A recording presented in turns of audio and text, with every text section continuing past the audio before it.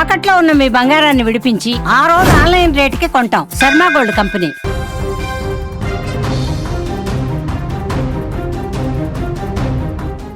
ఉత్తరాఖండ్లో ఘోర బస్సు ప్రమాదం చోటు చేసుకుంది. ఆర్టీసీ బస్సు లోయలో పడినటువంటి ఘటనలో 5 ప్రాణాలు కోల్పోగా 7 తీవ్రంగా గాయపడ్డారు. ఈ ప్రమాదంతో డెహ్రాడూన్ జిల్లాలో తీవ్ర విషాదం చోటు చేసుకుంది. హిమాచల్ ప్రదేశ్ ఆర్టీసీకి చెందినటువంటి ఒక బస్సు 30 మంది ప్రయాణికులతో హిమాచల్ ప్రదేశ్ నుంచి పొంతా సాహిబ్ వెళ్తూ ఉంది. ఈ క్రమంలోనే ఉత్తరాఖండ్ రాష్ట్రంలోని డెహ్రాడూన్ జిల్లాలోకి బస్సు ప్రవేశించింది. కల్సీ ఏరియాలోని మీనాక్ రోడ్డుకు వెళ్తుండగా బస్సు ఒక్కసారిగా అదుపు తప్పింది. పక్కనే ఉన్న 100 మీటర్ల లోయలో, ఒకసారి చూడండి ఆ విజువల్స్, 100 మీటర్ల లోయలో పడిపోయింది బస్సు. దీంతో 5 అక్కడికక్కడ చనిపోయారు. చాలా మందికి తీవ్ర గాయాలయ్యాయి. 7 పరిస్థితి విషమంగా ఉంది. సమాచారం అందుకున్న స్థానికులు వెంటనే పోలీసులు, అదేవిధంగా ఎన్డీఆర్ఎఫ్ టీంలు కూడా సంఘటనా స్థలానికి చేరుకున్నారు. సహాయక చర్యలు చేపట్టారు. వెంటనే ఆ లోయలో పడినటువంటి బస్సు తాలూకా అక్కడికి వెళ్ళి అందరినీ కూడా ఎవరైనా గాయపడ్డ వారిని రెస్క్యూ చేశారు. ఈ విషాద ఘటన పైన ఇప్పుడు ఉత్తరాఖండ్ ముఖ్యమంత్రి పుష్కర్ సింగ్ ధామీ కూడా తీవ్ర దిగ్భ్రాంతి వ్యక్తం చేశారు.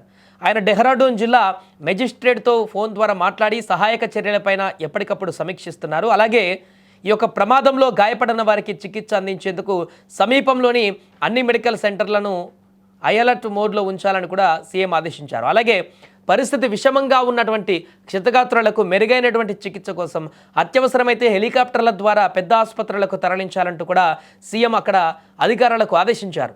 కాగా ఈ ప్రమాదానికి గల ఖచ్చితమైనటువంటి కారణాలు ఇంకా తెలియాల్సి ఉంది. మంచు లేదా మూలమలుపు వద్ద డ్రైవర్ నియంత్రణ కోల్పోవడం వల్ల ఈ ప్రమాదం జరిగి ఉండవచ్చని ప్రాథమికంగా భావిస్తున్నారు.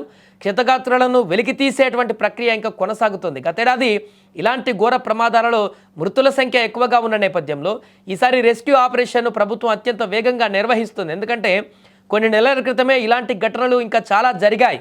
బస్సులు లోయల్లో పడిపోయినటువంటి ఘటనల్లో చాలామంది చనిపోయినటువంటి సందర్భాన్ని మనం చూసాం.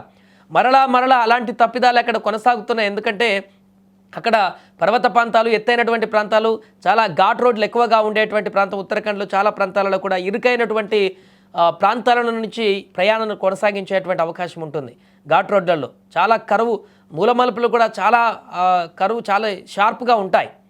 ఇలాంటి ప్రాంతాలలోనే ఎక్కువ ప్రమాదాలు జరుగుతుంటాయి. అక్కడ డ్రైవర్ ఏమాత్రం అప్రమత్తత మిస్ అయినా కూడా ఇలాంటి ప్రమాదాలు జరిగేటువంటి అవకాశం ఉంటుంది. లేకుంటే ఎదురుకొచ్చేటువంటి వెహికల్ తప్పిదం ఏదైనా ఉన్నా కూడా వెంటనే ప్రమాదాలు జరిగేటువంటి అవకాశం ఉంటుంది. కోకొల్లలుగా అక్కడ ప్రమాదాలు నిత్యకృత్యంగా మారుతున్నాయి. గత కొన్ని నెలల్లో చూస్తే ఈ ప్రమాదాల సంఖ్య అధికంగా మారింది, మృతుల సంఖ్య కూడా అధికంగా మారింది. అయినా కూడా ప్రమాదాలు ఇంకా కొనసాగుతూనే ఉన్నాయి. అక్కడ ప్రకృతి ఆ రకమైనటువంటి పరిస్థితికి ప్రేరేపిస్తుంది. కానీ ఒకసారి ఇక్కడ చూడండి, 100 మీటర్ల లోతులో ఆ లోయలోకి బస్సు పల్టీలు కొట్టి పడిపోయిందంటే, సినిమాల్లో మనం చూస్తుంటాం ఏదైనా ప్రమాద సంఘటన ఉంటే దానికి సంబంధించిన విజువల్స్ను చూపిస్తారు. అలాంటి ఘటనలు ఇక్కడ జరుగుతున్నాయి రెగ్యులర్గా.